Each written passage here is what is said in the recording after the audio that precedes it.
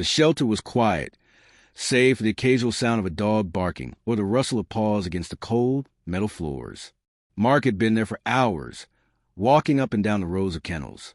He wasn't sure why he was here, but something kept pulling him deeper into the shelter. As he walked past one cage after another, he noticed dogs jumping up, wagging their tails, their eyes gleaming with excitement, hoping, wishing, waiting for someone to notice them. But then, at the very end of the row, he saw him, a German shepherd. Unlike the others, this one didn't jump up to greet him. There was no tail wagging, no excited barking. The dog merely sat in the corner of his cage, his large brown eyes vacant, staring at nothing.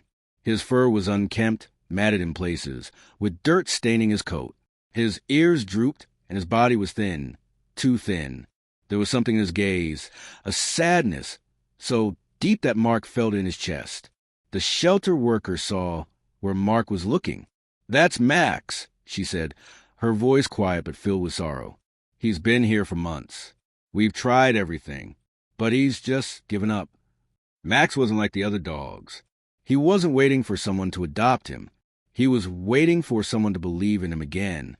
And Mark, for reasons he couldn't explain, felt that pull, the pull to bring Max home, to change his world. Mark stood there for what seemed like an eternity, his eyes fixed on the dog in the corner of the kennel. Max, the German shepherd, had barely moved since he'd first laid eyes on him. There was no excitement, no joy, just an emptiness that tugged at Mark's heart. It was as though Max was lost in a world that no one could reach. Mark swallowed hard, his thoughts swirling. He wasn't here to adopt a dog. He hadn't planned on it. His life was already complicated enough. But something in that moment, something in Max's eyes, struck a chord in him.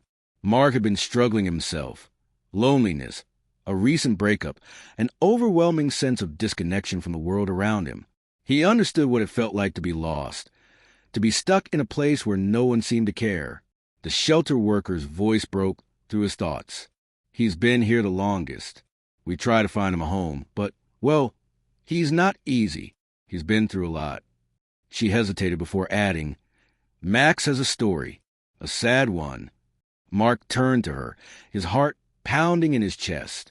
"What happened to him?" he asked, the words barely leaving his lips before the shelter worker continued. "He was found 6 months ago, wandering the streets, emaciated and covered in wounds. We think he was either abandoned or lost. He had no microchip, no collar, no identification. Just nothing.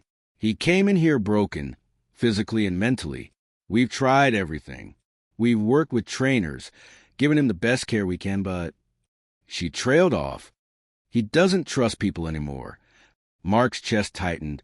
He had heard of dogs who had been abandoned or mistreated, but hearing the story of Max, this dog sitting so quietly in his cage, hit him differently. This wasn't just a sad story. This was the story of a soul in pain, of a dog who had been betrayed by the very people who were supposed to care for him. Can I meet him?" Mark's voice was hoarse, barely above a whisper. The shelter worker nodded, her eyes softening as she stepped back. "I'll let you in, but be gentle. He's not used to anyone getting close." As Mark stepped inside the kennel, he slowly approached Max. The German shepherd didn't flinch, didn't even look up. His eyes remained fixed on the floor, his body tense and withdrawn. Mark crouched down on Max's level, careful not to make any sudden movements. For a moment, all Mark could hear was the steady rhythm of his own heartbeat. "Hey, buddy," Mark whispered, his voice calm and soothing. "It's okay. I'm not going to hurt you." Max's ears twitched slightly, but he didn't move. Mark felt a pang of sadness in his chest. How had it come to this? How had a dog who was once so full of life and joy been reduced to this hollow shell himself? Mark reached out slowly, his hand trembling as he extended it toward Max's head. The German shepherd's eyes flicked to Mark's hand, then back to the floor. He didn't react. No growling, no biting, just complete indifference. Taking a deep breath, Mark tried again. This time, he moved a little closer, speaking softly. "You're safe now, I promise. You don't have to be afraid anymore." A long silence passed. For a moment, Mark thought Max might never respond. But then, slowly, Max shifted his body slightly, and for the first time since Mark had entered the room, the dog made eye contact. It wasn't a joyful look, nor was it one of trust. It was a look of curiosity, of wariness, as though Max was trying to decide whether this man before him was worth trusting. Mark's heart raced. He wasn't sure what had changed in that moment, but he felt an undeniable connection to the dog. He knew then that he couldn't leave without him. Turning to the shelter worker, Mark asked, "How can I adopt him?" The adoption process was surprisingly quick. The shelter had paperwork ready, and within an hour, Mark found himself signing documents, preparing for the journey ahead. There was an undeniable nervousness in the pit of his stomach. What had he just done?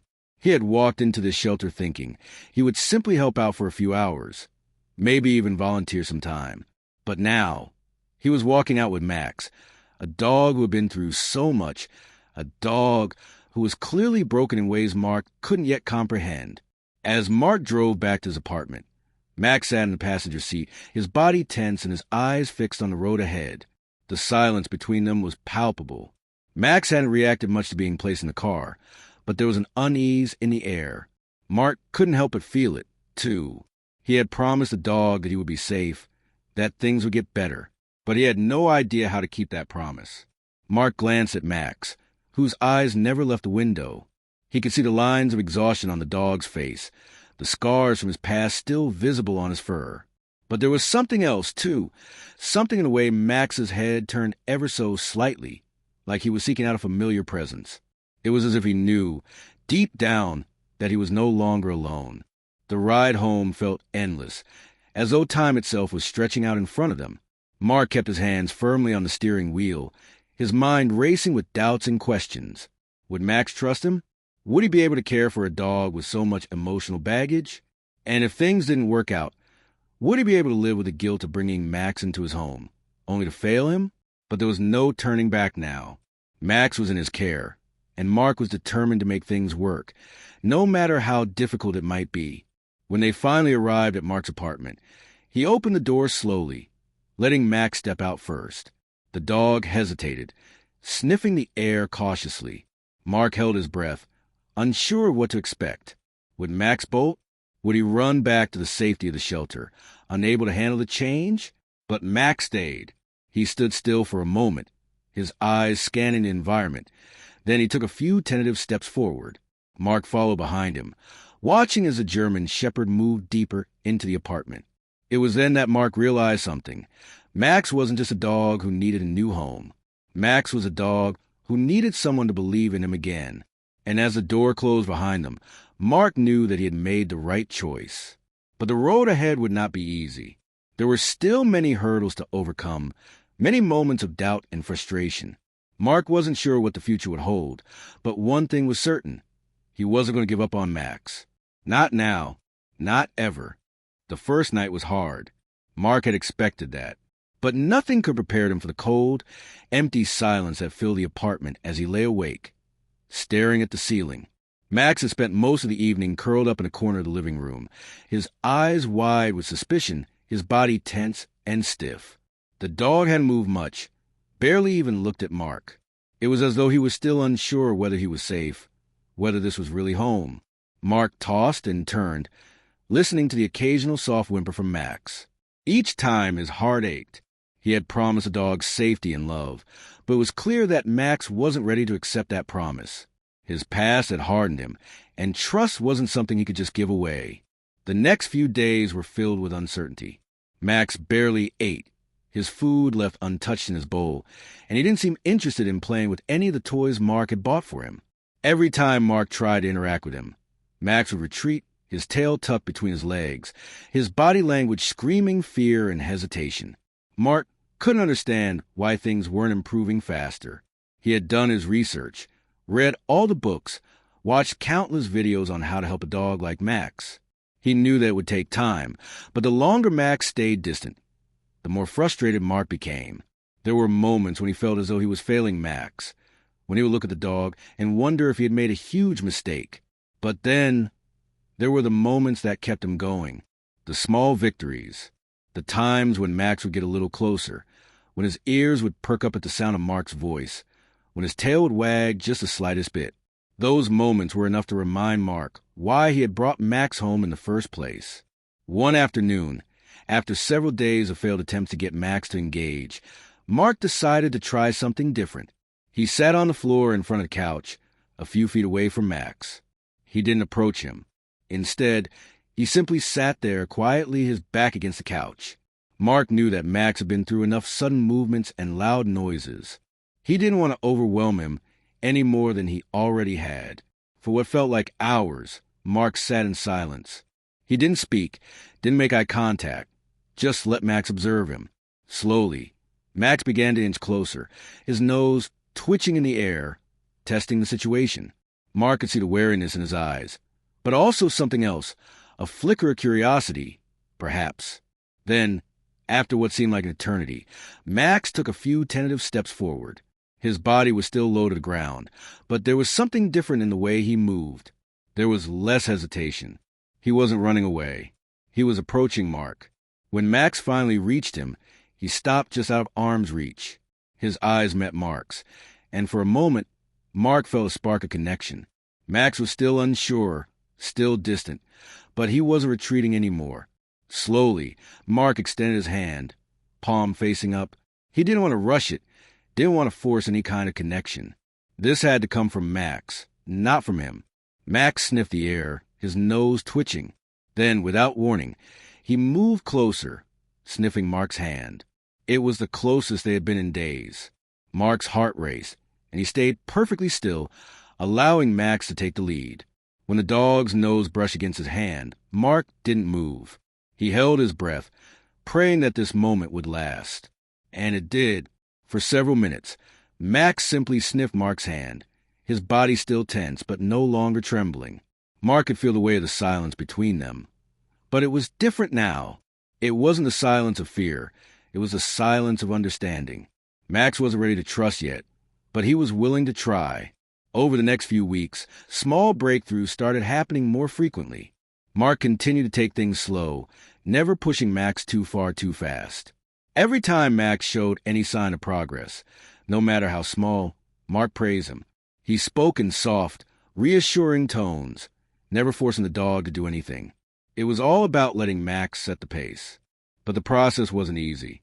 There were setbacks. There were days when Max would retreat completely, refusing to come near Mark, growling when he tried to approach. There were times when Mark questioned whether he was doing the right thing.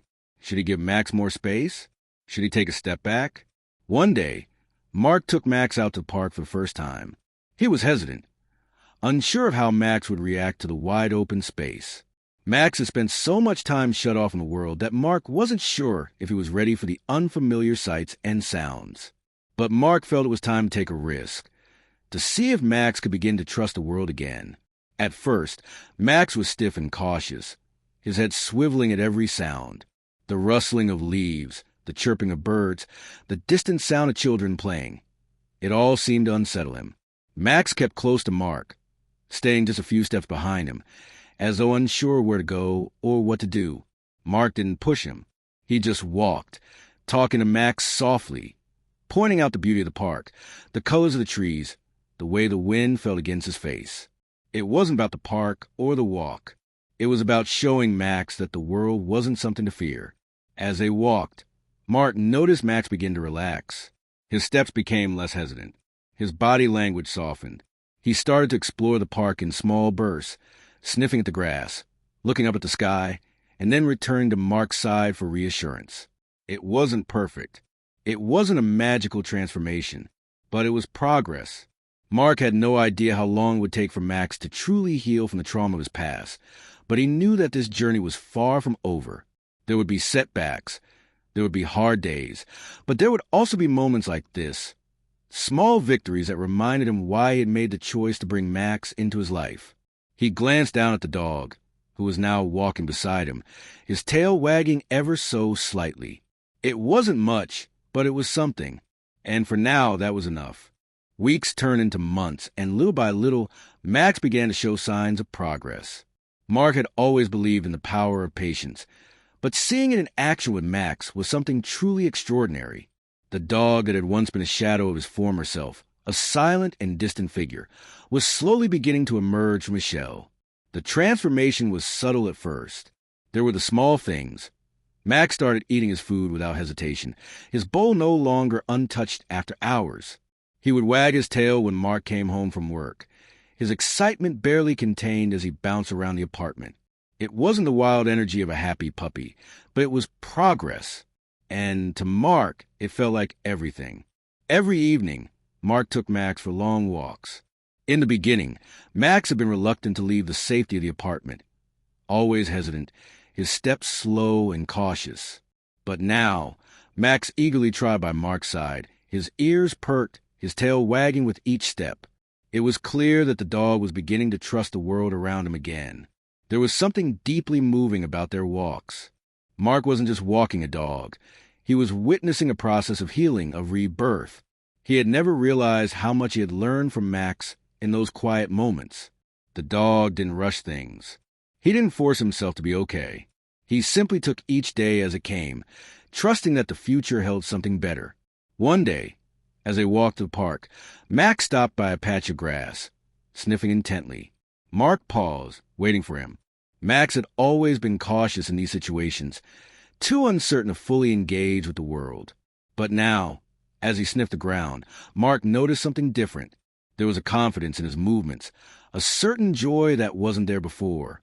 And then it happened. Max lifted his head, looked around, and for the first time in months, he ran. It was a short sprint, just a few yards, but it was enough. Enough to remind Mark of how far they had come. Max wasn't just surviving anymore. He was living. He was embracing the world around him, just as Mark had promised him he would. Tears welled up in Mark's eyes as he watched Max run. He knew the dog had been through so much, and there had been times when he feared Max would never recover. But now, here was this dog, running freely, his joy evident in every leap. It was a moment of pure connection, a reminder how love and patience could heal even the deepest wounds. From that moment on, their bond grew stronger with every passing day. Max began to seek out Mark's attention more, resting his head on Mark's lap, following him around the apartment, and even sitting by the door when Mark went to work, as if he couldn't bear to be apart. It wasn't just about trust anymore. It was about love. Mark had never expected to feel so deeply for a dog, but Max had become a part of him, a companion in ways Mark had never imagined possible. The loneliness that had once filled Mark's heart seemed to fade whenever Max was around. There was no longer a void in his life. Max had filled it, not with words, but with presence, with the kind of silent understanding that only an animal could offer. And it wasn't just Mark who noticed the changes. Friends and family members who had met Max early on were amazed at how far he had come. They marveled at how a dog who had been so broken was now so full of life, so full of love. Max was no longer the sad, withdrawn German shepherd in shelter. He was a happy, confident dog, and everyone who saw him could feel it. As the months passed, Mark could see the impact Max had on him as well. Where once Mark had been afraid of the future, of his own loneliness and brokenness, he now felt a sense of peace. He had learned to take things one day at a time, to embrace the present moment with the same quiet resilience Max had shown him from the start. It was a cool, crisp evening when Mark sat on the couch, Max curled up beside him. The apartment was quiet, the kind of quiet that felt comfortable, like everything in its place. Mark had just returned from a long day at work, and Max had greeted him at the door, wagging his tail as usual. As Mark sat down, Max looked up at him, those soulful brown eyes still carrying a hint of sadness, but now mixed with a warmth, a trust that Mark had worked so hard to earn. It had been over a year since Max had come into his life, and in that time, they had both changed. Mark gently scratched behind Max's ears, feeling the softness of his fur. The dog had been through so much, and yet here he was, content, peaceful, and with a bond that no one could break. Mark had come to realize that the journey they had taken together wasn't just about healing Max. It was about healing himself. There were no more fears of rejection, no more doubts about whether he could provide Max with the love and care he needed. Max had shown him that love wasn't something you had to earn. It was something you gave freely without expecting anything in return. And in giving, Mark had received more than he could have ever imagined. Max had transformed in every sense of the word. He was no longer the broken, anxious dog Mark had adopted that day. He had blossomed into a dog who knew love, who knew trust, and who knew happiness. He had become Mark's best friend, his constant companion, and the one source of unconditional love in his life. Mark looked down at Max, his hand resting on the dog's head. He couldn't help but smile. In that moment, everything seemed right.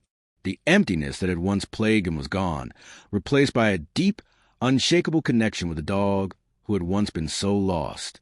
Max had not only found his home, he had found his family. And in return, he had given Mark something that could never be measured, a sense of purpose, of love, and of belonging. They had saved each other in ways neither could have anticipated. As Mark sat there, with Max by his side, he knew that their journey wasn't over. There would be more walks, more moments of joy, more challenges to face together. But for now, in this quiet moment, Mark knew that he had done right by Max. He had given him the chance to heal, and in doing so, had healed his own heart. Max looked up at him one last time, his eyes full of affection, and Mark felt a wave of gratitude wash over him.